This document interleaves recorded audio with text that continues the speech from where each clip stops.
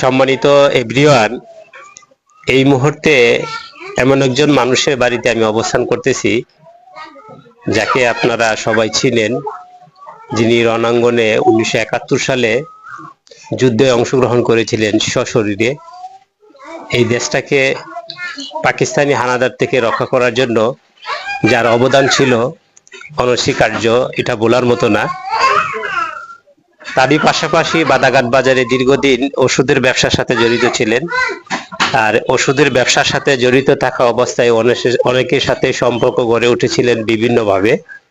এখন তিনি শারীরিকভাবে অসুস্থ থাকায় বাড়িতে অবস্থান করেন। শারীরিকভাবে বলতে খুব সিরিয়াস অসুস্থ ছিলেন কিছুদিন পূর্বে, এখন একটু মোটামুটি সুস্থতায় ফিরে এসেছেন। তার অসংখ্য বন্ধু বান্ধব ছিলেন, আর তাদের প্রেক্ষিতে কিন্তু এই ভিডিওটা করা, যাতে ওনাকে দেখতে পারে, এই প্রত্যাশা নিয়ে এই সংক্ষিপ্ত ভিডিওটা করছি আর কি। আর ওনার সাথে কিছুক্ষণ কথা বলি। আসসালামু আলাইকুম, কেমন আছেন? ভালো আছি।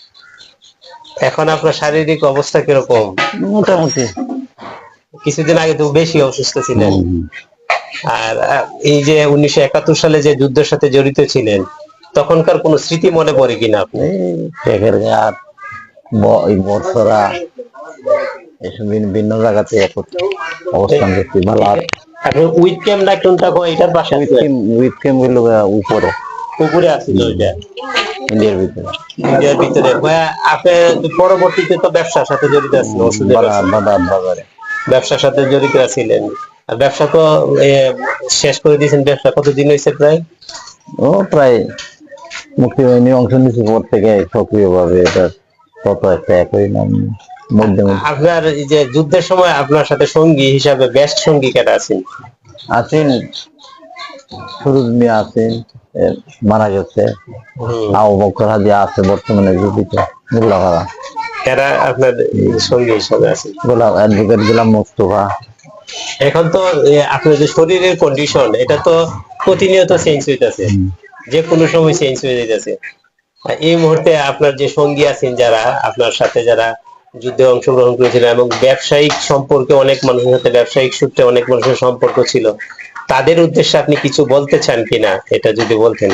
এখন তো আমি বাজার একদম সারা বাড়িতে আছি, তাদের কথা মনে পড়ে অনেক সময়, বন্ধু বান্ধব হিসেবে। তাদের কাছে কোনো আবদার আছে কিনা যে আপনার এই শারীরিক সুস্থতার বা তার কাছে শারীরিক সুস্থতার লাগে আল্লাহর কাছে চলার পথে হয়তো অনেক ভুল ত্রুটিও থাকতে পারে, সবাই ক্ষমা সুন্দর দৃষ্টিতে দেখবেন।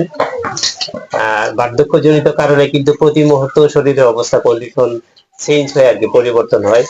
যারা অডিয়েন্স যারা আছেন, তারা এই ভিডিওটা অবশ্যই ওয়াচ করবেন। আর ওনার খুবই কাছের মানুষ যারা, তাদের কাছে একটা আবদার থাকবে, ওনাকে যে কোনো সময় যে কোনো অবসর টাইমে ওনাকে একটু দেখে আসবেন সরাসরি। ওনার বাড়ি হচ্ছে তাহিরপুর উপজেলার নাগরপুর গ্রামে অবস্থান।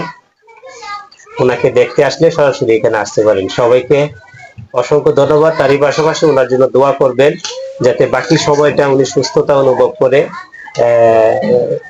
জীবন অতিবাহিত করতে পারে। এই প্রত্যাশা নিয়ে সংক্ষিপ্ত ভিডিওটি শেষ করছি। সবাইকে অসংখ্য ধন্যবাদ।